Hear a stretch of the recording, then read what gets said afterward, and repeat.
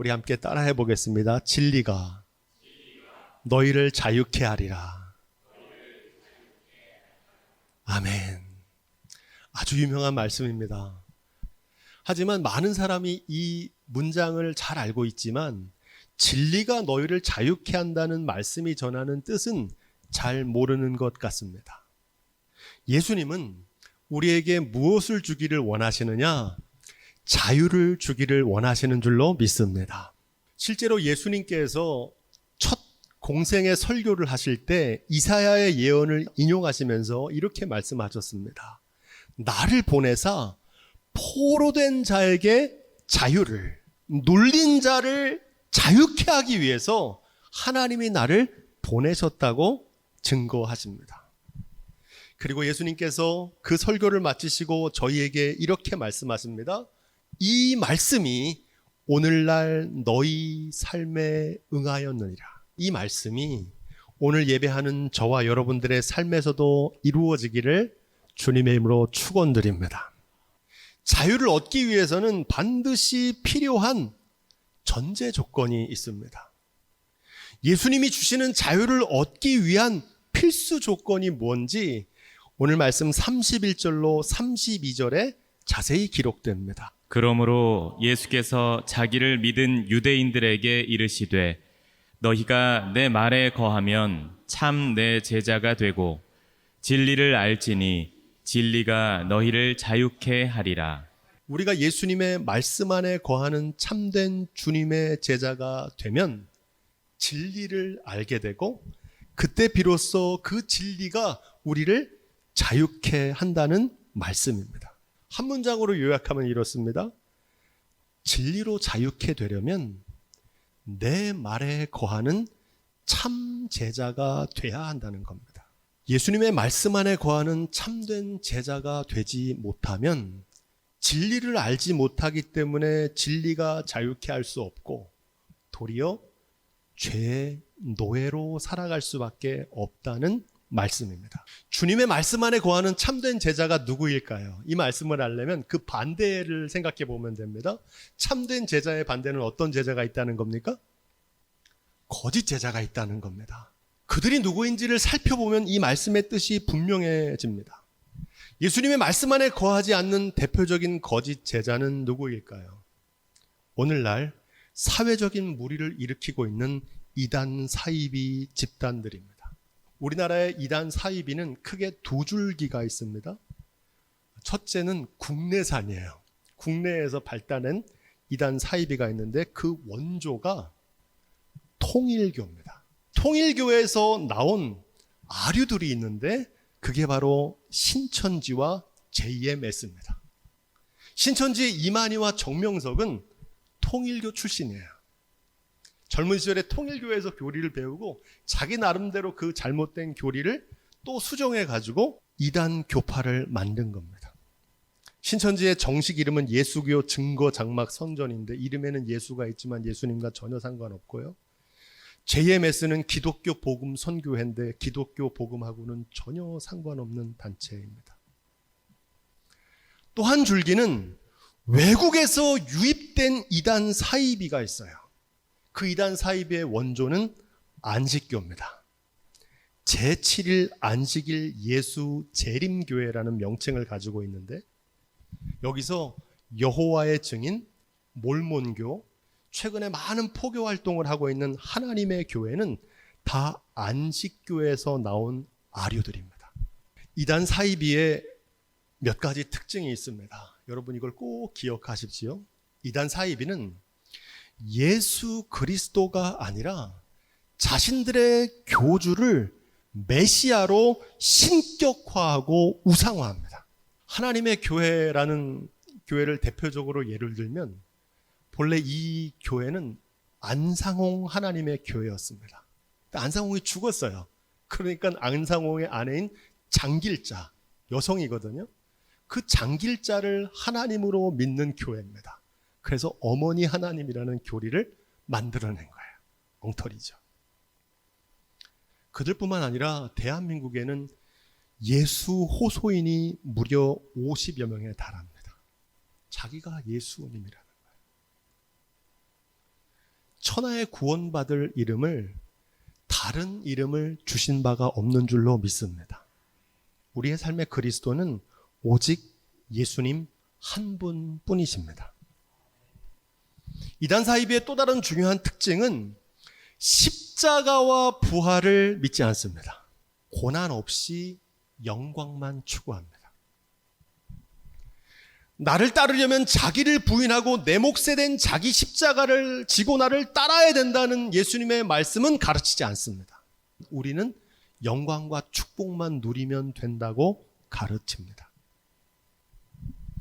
또 다른 특징이 있는데 그들은 휴거와 재림과 같은 14만 4천 명과 같은 거짓된 종말론을 주장합니다. 그러면서 실상은 죽지 않고 영원히 이 땅에서 살아가는 불멸과 불사를 강조합니다.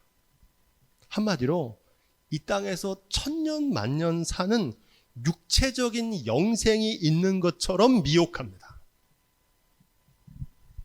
여러분, 성경이 전하는 만고불변의 진리는 인생은 풀과 같고 들의 꽃과 같습니다. 모든 사람이 죽습니다. 그런데 이 진리를 정면으로 반대합니다.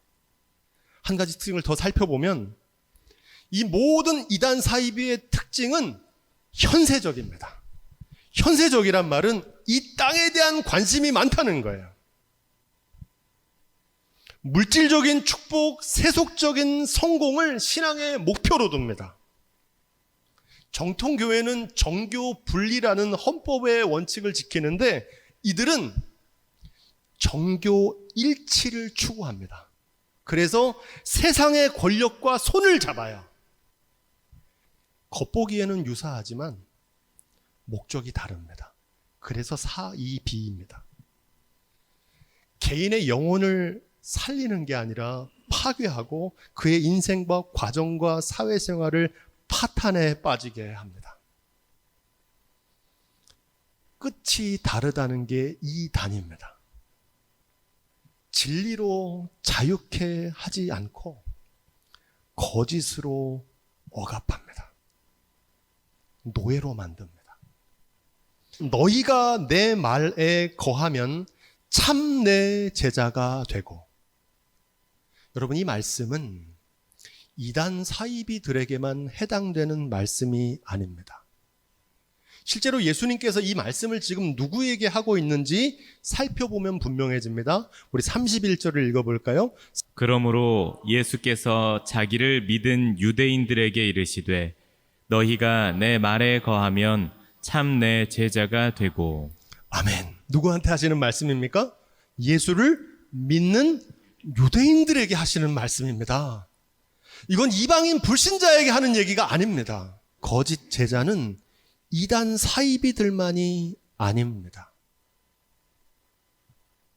오늘날 정통교회 안에도 신앙의 본질을 왜곡하는 성도들이 많습니다. 실제로 세계에서 가장 큰 교회라고 불리던 어느 교회의 목사님의 설교를 듣고 충격을 받았어요. 십자가의 저주와 고통은 예수님께서 다 지고 가셨으니 우리는 영광과 축복만 누리면 된다는 말씀이었습니다. 제가 읽은 성경과는 정반대의 말씀입니다. 저는 왜 그 교회에 그렇게 구름대같이 많은 사람들이 모이는지를 알 것 같더라고요. 물질을 하나님보다 더 숭배하고 정치와 교회의 일치를 추구하고 돈과 권력과 성장을 추구하는 소위 초대형 교회로 대표되는 극우 기독교 교회의 모습입니다. 이 말씀은 그들뿐만 아니라 스스로 예수님을 잘 믿노라 자부하는 오늘 우리에게 주시는 말씀이기도 합니다. 나는 과연 예수님의 말씀 안에 거하고 있는 참된 제자인가? 나는 과연 진리를 알고 진리로 자유케 되는 삶을 살아가고 있는가? 진리가 너희를 자유케 하려는 이 예수님의 말씀에 대한 유대인들의 응답이 33절에 나옵니다. 저희가 대답하되 우리가 아브라함의 자손이라 남의 종이 된 적이 없거늘 어찌하여 우리가 자유케 되리라 하느냐. 아멘. 예수님의 말씀을 들은 유대인들은 스스로를 돌아보기보다는 화를 냅니다. 그게 뭔 소리입니까? 그게 우리랑 무슨 상관입니까? 우리는 아브라함의 자손입니다. 세례 요한에게 세례를 받으러 오는 무리에게 세례 요한은 독사의 자식들이라고 부릅니다. 그러면서 이렇게 말합니다. 그러므로 회개에 합당한 열매를 맺고 속으로 아브라함이 우리의 조상이라 말하지 말아라, 이렇게 말합니다. 그건 내세우지 말라는 겁니다. 이미 도끼가 나무 뿌리에 놓였으니 좋은 열매를 맺지 아니하는 나무마다 찍혀서 불에 던지우게 될 거다. 아브라함의 자손이라는 거 자랑하지 말고 하나님 앞에서 온전한 신앙인인지를 돌아보라는 겁니다. 실제로 유대인들은 아브라함의 혈통이라는 걸 굉장히 자부심을 가지고 있었어요. 우리는 모세의 할례를 받았고 절기와 제사를 지키면 충분히 훌륭한 유대인이라고 믿었습니다. 그들처럼 오늘날 많은 기독교인들도 세례를 받고 모태신앙이고 교회에서 직분과 오랜 신앙의 연조를 가지면 충분히 참된 제자의 자격이 있다고 생각합니다. 오해입니다. 누가 참된 제자입니까? 너희가 내 말에 거하면 참 제자가 되고, 참된 제자가 되는 유일한 길은 말씀 안에 거하는 것입니다. 다른 길은 없어요. 말씀 안에 거하지 않는 제자는 참된 제자가 아니고 그들을 가리켜 명목상 그리스도인이다, 그렇게 부릅니다. 무늬만 크리스찬인 겁니다. 그들은 또 이렇게 말합니다. 남의 종이 된 적이 없거늘 말합니다. 그들의 주장은 사실이 아닙니다. 요즘 뉴스를 보면은 참 거짓 증언하는 사람들이 많더라고요. 여러분, 그 말을 그대로 들으면 안 됩니다. 실제로 이스라엘 민족은 우리가 읽은 출애굽기에서 유대인들은 400년 동안 애굽 왕의 노예로 살았습니다. 북이스라엘은 기원전 722년 아수르의 제국에 멸망했고 남유다는 기원전 586년 바벨론 제국의 느부갓네살 왕에 의해서 멸망했습니다. 그들은 노예로 살았어요. 그들이 멸망한 원인을 성경은 이렇게 증거합니다. 이스라엘 백성들이 하나님의 말씀을 떠나 불순종하고 우상숭배에 빠져 하나님의 진노를 샀기 때문이다. 그런데 그들은 그 역사를 경험하고도 자신들의 실존을 알지 못했습니다. 그 후로도 400년 동안 바사 제국과 헬라 제국의 압제 아래 살았고, 예수님이 지금 이 말씀을 하고 계시는 당시에도 그들은 로마 제국의 식민지의 노예들이었습니다. 우린 노예가 아니라는 겁니다. 오늘날 애굽 왕은 사라졌고 로마 황제의 지배 아래 살지 않지만 많은 사람들이 탐욕의 노예로 살아갑니다. 말씀 안에 거하면 진리로 자유를 누리지만 말씀 안에 거하지 않으면 죄의 노예로 전락합니다. 이 죄의 노예를 다른 말로 예수님께서는 이렇게 말씀하셨습니다. 따라해 보겠습니다. 맛을 잃은 소금. 맛을 잃은 소금. 소금은 소금이에요. 그런데 뭐가 없어요? 맛이 없어요. 제자는 제자인데 말씀 안에 거하는 제자는 아닌 겁니다. 그래서 진리도 알지 못하고 진리가 자유케 하는 삶을 누리지 못합니다. 34절. 예수께서 대답하시되 진실로 진실로 너희에게 이르노니 죄를 범하는 자마다 죄의 종이라. 아멘. 유대인들이 오해하는 것 중에 하나는 이 죄의 개념입니다. 사람들에게 상해를 미치는 것만 죄라고 생각했습니다. 이걸 자범죄라고 그러는데 성경이 말하는 죄는 그런 게 아닙니다. 이 죄라는 단어는 하마르티아라고 하는데 관역에서 벗어난 화살이란 뜻입니다. 말씀을 떠난 삶이 죄라는 겁니다. 사랑하라 말씀하셨는데 사랑하지 않은 게 죄라는 거고, 감사하라 말씀하셨는데 감사하지 않고 불평과 원망 속에 사는 게 죄라는 겁니다. 그러한 삶의 결과는 죄의 노예입니다. 여러분, 종이라는 말은 노예라는 말입니다. 혹시 우리는 이단 사이비가 성경을 제 멋대로 해석하는 것처럼 내가 믿기 편한 방식으로 자기만의 예수님을 만들어내고 마음에 드는 말씀만 골라서 자기에게 유익하게 해석하고 있지는 않습니까? 맛을 잃은 소금이라는 복음성가 가사입니다. 혹시 이단 사이비 교주들처럼 스스로 의롭고 완벽하다고 착각하며 자기의 의를 드러내며 살고 있지는 않습니까? 이름 없이 빛도 없이 오직 하나님의 영광만을 드러내기보다는 내 이름을 드러내고 자기 자랑, 자기 영광을 드높이는데 혈안이 되어 있지는 않습니까? 한 알의 밀알로 썩어지는 희생도 없이 이기적인 욕심만을 추구하고 있지는 않습니까? 주 예수보다도 귀한 것은 없네. 세상 즐거움, 세상 자랑 다 버렸네. 찬송은 하면서 여전히 세속적인 축복과 번영만 추구하고 있지는 않습니까? 죄 많은 이 세상은 내 집안이네. 내 모든 보화는 저 하늘에 있네. 하늘의 보화를 바라보면서 정작 이 땅에서 천년만년 살 것처럼 땅의 보화, 사라지는 것, 두고 가는 것, 변하는 것들만 추구하며 살고 계시지는 않습니까? 탐욕의 노예는 억압적인 굴종 속에 살아갑니다. 그거에 붙들려 살아갑니다. 하지만 하나님의 자녀는 자발적인 순종으로 자유함을 누립니다. 그게 달라요. 35절로 36절을 읽겠습니다. 시작. 종은 영원히 집에 거하지 못하되 아들은 영원히 거하나니 그러므로 아들이 너희를 자유케 하면 너희가 참으로 자유하리라. 아멘. 생명과 건강, 물질과 자녀, 성공과 명예, 예수님 믿으려면 다 버려야 되느냐, 그런 말이 아닙니다. 다 소중한 것들입니다. 하나님께서 선물로 주시는 것들입니다. 하지만 영원하지 않고 사라지는 것, 두고 가는 것, 변하는 것들이라는 걸 알고 살아야 됩니다. 건강이나 물질, 성공과 명예를 인생의 목적을 두고 살면 물질의 노예가 되고 성공의 노예가 된다는 말입니다.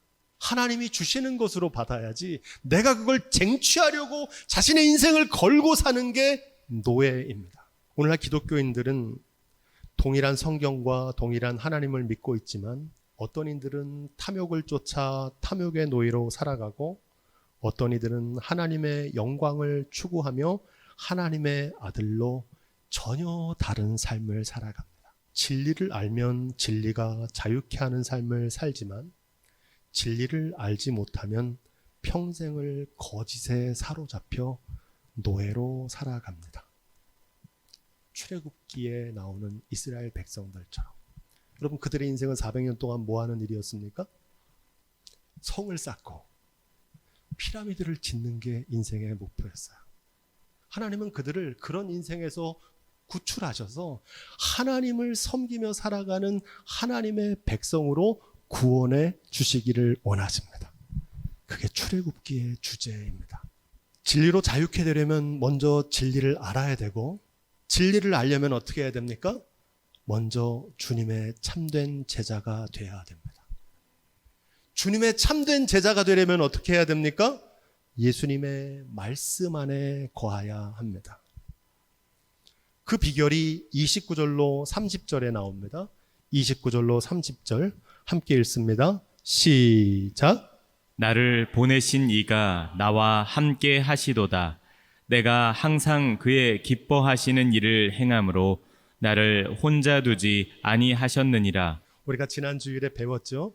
준행은 동행이라고 배웠습니다. 한번 따라해 보겠습니다. 준행은 동행이다. 우리가 하나님 말씀대로 준행하면 하나님께서 우리와 동행하시는 줄로 믿습니다. 최고의 복음입니다. 예수님께서 항상 하나님의 기뻐하시는 일을 행함으로 하나님께서 함께 하셨다는 겁니다. 이 말씀을 믿은 유대인들처럼 저와 여러분들에게도 이 믿음이 있기를 주님의 이름으로 축복드립니다. 말씀대로 우리가 준행하면 하나님이 우리와 동행해 주세요. 우리가 준행해야 될 말씀은 뭡니까? 서로 사랑하라. 범사에 감사하라. 그 말씀대로 준행하면 하나님이 동행해 주십니다. 여러분, 이 말씀을 꼭 기억하십시오. 오늘 교회에 처음 온 학생도 있는데 좀 어려운 말씀이 될 것 같아서 이것만 기억해도 좋습니다. 하나님 말씀 안에 거하는 참된 제자가 되려면, 준행하고 동행하는 삶을 살려면 이 두 가지 질문을 늘 물으십시오. 첫째, 예수님이라면 어떻게 하셨을까? 이걸 물으세요. 또 다른 질문입니다. 어떻게 하면 하나님을 기쁘시게 해드릴까? 이걸 늘 물으세요. 제가 지난 23년 동안 교회 목회하면서 늘 저 자신에게 물었던 질문입니다. 예수님이라면 어떻게 하셨을까? 어떻게 하면 하나님을 기쁘시게 해드릴까? 불신자도 알아요. 교회 안 다니는 분. 심지어 불교 신자도 알더라고요. 예수님이라면 어떻게 하셨을지. 하지만 오랜 신앙의 연조를 가지고 있고 귀한 직분을 맡았으면서도 그 질문을 묻지 않고 그 답을 알면서도 그대로 준행하지 않는 겁니다. 그들은 주님의 참된 제자가 될 수 없고 진리도 알 수 없고 자유함을 누리지도 못한다. 누구도 부인할 수 없는 만고불면의 진리가 하나 있습니다. 그것은 모든 사람은 죽는다는 겁니다. 예외 있을까요? 없을까요? 없어요. 죽기 때문에 인생이 무의미하고 무가치한 게 아닙니다. 그래서 더 소중하고 의미 있는 겁니다. 영원하지 않기 때문에 영원한 가치를 추구하며 살아야 됩니다. 여러분, 성경이 전하는 영원한 가치가 무엇입니까? 사랑과 평화, 정의와 진리, 나눔과 섬김입니다. 하나님의 자녀답게 사는 거룩한 삶입니다. 그런 삶을 추구하는 이유는 분명합니다. 영원한 나라도 없고 영원한 인생도 없습니다. 이 세상도 영원하지 않고 이 세상도 끝나는 날이 있습니다. 이것을 종말신앙이라고 하는데, 여러분, 성경이 전하는 종말신앙의 메시지는 두려움이나 불멸의 희망이 아닙니다. 그거는 이단 사이비들이 잘못 가르치는 교리입니다. 성경이 전하는 종말신앙의 메시지는 분명합니다. 마지막 날을 생각하며 오늘을 더 의미 있고 가치 있게 살아가라는 말씀인 줄로 믿습니다. 내일 주님이 오시더라도 부끄럽지 않은 오늘을 살라는 겁니다. 마지막 그날이 아니라 오늘 우리의 삶, 지금 이 순간에 초점을 맞추고 있습니다. 내일 주님 앞에 서더라도 후회 없을 만큼 오늘 더 사랑하며 사십시오. 오늘 더 감사하며 사세요. 오늘 더 나누며 섬기며 사세요. 뭘 쌓아두고 높이하는 이런 일들의 노예로 살지 마세요. 그 삶 속에 기쁨이 넘칩니다. 할렐루야. 바라기는 우리의 삶이 예수 그리스도를 쫓아 말씀대로 준행하는 참된 제자가 되기를 주님의 이름으로 축복드립니다. 그래서 진리가 자유케 하는 삶의 주인공이 다 되시기를 길이요 진리요 생명이 되신 우리 주님 예수 그리스도의 이름으로 축원드립니다.